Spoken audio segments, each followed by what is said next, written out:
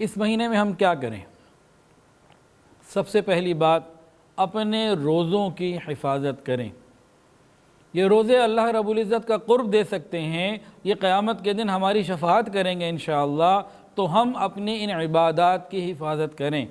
صرف روزہ رکھ لینا ہی کام نہیں ہوتا، بلکہ اس کی حفاظت بھی کرنی ہے، اور بلکہ دعائیں بھی کرنی ہے، اللہ قبول بھی فرما لے۔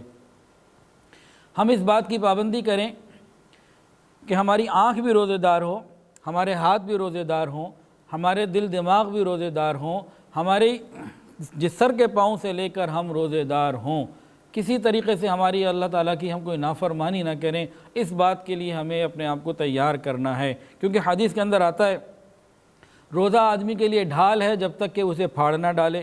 کسی نے پوچھا یا رسول اللہ روزہ کس چیز سے پھٹ جاتا ہے؟ نبی علیہ السلام نے فرمایا کہ جھوٹ اور غیبت سے یہ روزہ پھٹ جاتا ہے، یعنی گناہوں سے یہ روزہ خراب ہو جاتا ہے۔ اور ایک اور حدیث سنیے، نبی علیہ السلام نے ارشاد فرمایا بہت سے روزے دار ایسے ہیں جنہیں سوائے بھوک کے روزے سے کچھ نہیں ملتا، اور بہت سے رات کی عبادت کرنے والے تہجد گزار ایسے ہیں جنہیں سوائے جاگنے کے اور کچھ نہیں ملتا۔ یہ باتیں الارمنگ ہے، خیال کرنے والی ہیں۔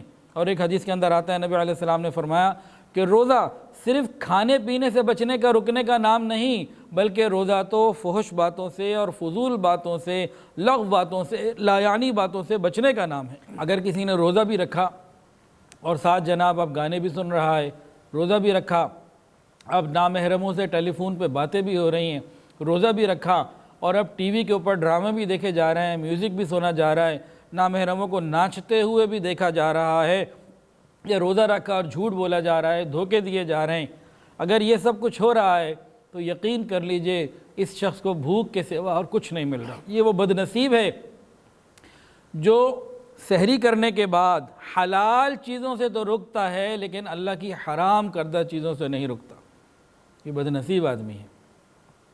تو روزہ رکھنا ہے تو روزے کی حفاظت بھی کرنی ہے۔ اور کئی سالوں سے میں دیکھ رہا ہوں، آپ لوگ بھی دیکھ رہے ہوں گے، ادھر رمضان شروع ہوتا ہے، ادھر میڈیا کے اوپر، ٹی وی کے اوپر رمضان کو خراب کرنے کی پوری کوششیں شروع ہو جاتی ہیں۔ کئی سال ہو گئے اس بات کو، ابھی تو خیر لاک ڈاؤن ہے، ورنہ کئی سالوں میں کیا ہو رہا ہے، ادھر رمضان شروع ہوا، ادھر بچوں کے پیپر شروع ہو گئے۔ اب وہ بچہ پیپر کی تیاری کرے کہ روزہ رکھے، اور عین نماز جمعہ کے وقت پیپر ہو رہے ہوتے ہیں اور ایگزامینیشن ہال میں بچوں کو بیٹھنا ہوتا ہے۔ کئی سالوں سے یہ بات مستقل جو ہے نا وہ آ رہی ہے کہ رمضان کو خراب کرنے کے لیے شیطان قید ہونے سے پہلے اپنے شتونگڑوں کو اور اپنے ایجنٹوں کو تیار کر دیتا ہے کہ وہ پورا زور لگاتے ہیں کہ مسلمانوں کا روزہ اور رمضان خراب ہو جائے۔ سحری کے وقت پروگرام ہوں گے، افطاری کے وقت پروگرام ہوں گے، اور اوقات میں پروگرام ہوں گے، اور لوگ اس میں لگ کر اپنے عبادات کو ضائع کر بیٹھیں گے، تباہ کر بیٹھیں گے۔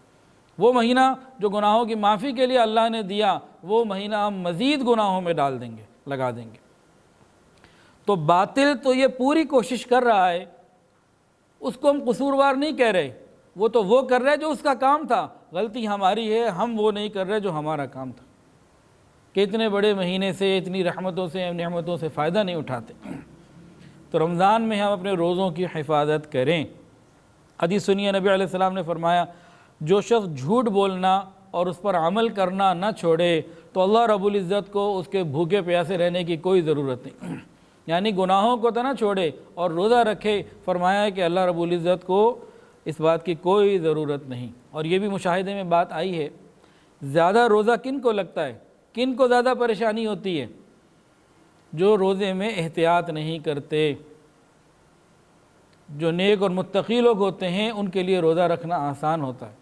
نبی کریم صلی اللہ علیہ وسلم کے مبارک دور میں ایک واقعہ امت کے سامنے آیا جو قیامت تک کے لیے ایک عبرت بنا دیا گیا، سمجھانے کے لیے واقعات اللہ رب العزت نے سامنے دکھانے کے لیے رکھے کہ ہم لوگ ان سے نصیحت حاصل کریں اور اپنے روزوں کی فکر کریں۔ نبی علیہ السلام کو اطلاع ملی کہ دو عورتیں ہیں، روزہ تو انہوں نے رکھ لیا لیکن اب مرنے کے قریب ہیں، بھوک پیاس کی وجہ سے بڑی پریشان ہیں۔ نبی علیہ السلام نے اعراض فرمایا، پھر تھوڑی دیر بعد دوبارہ اطلاع کی گئی کہ لگتا ہے اب تو مر ہی جائیں گی، وہ کیا کریں؟ نبی علیہ السلام نے فرمایا دونوں کو بلاؤ۔ دونوں کو بلایا گیا، ان کے آگے پیالہ رکھا، کہا قے کرو، الٹی کرو۔ انہوں نے جب الٹی کی تو پیپ وغیرہ نکلی اور گوشت کے لوتھڑے نکلے۔ وہ بھی حیران ہوئی اور لوگ بھی حیران ہوئے، یہ کیا معاملہ؟ نبی علیہ السلام نے ارشاد فرمایا کہ یہ غیبت کر رہی تھیں، آپس میں بیٹھی ہوئی دوسروں کی غیبت کر رہی تھیں، گویا دوسروں کا گوشت کھا رہی تھیں۔ تو یہاں سے محدثین نے لکھا، علماء نے لکھا کہ جو شخص رمضان کے روزے میں نیکی تقوی کے ساتھ روزہ گزارتا ہے اس کے لیے روزہ پورا کرنا آسان ہو جاتا ہے، اور جو رمضان کے روزوں میں گناہوں میں لگا رہتا ہے اس کے لیے یہ وقت گزارنا پھر مشکل ہو جاتا ہے۔ تو ہم اپنے روزوں کی حفاظت کریں، اس کے لیے ہمیں فکر مند ہونے کی ضرورت ہے۔ اللہ تعالی ہمیں اس کی توفیق عطا فرمائے۔ ویڈیو کے نیچے سبسکرائب کے بٹن پہ کلک کریں، بیل کے آئیکن پہ کلک کیجئے تاکہ ہر نئی ویڈیو کی نوٹیفیکیشن آپ کو مل جائے۔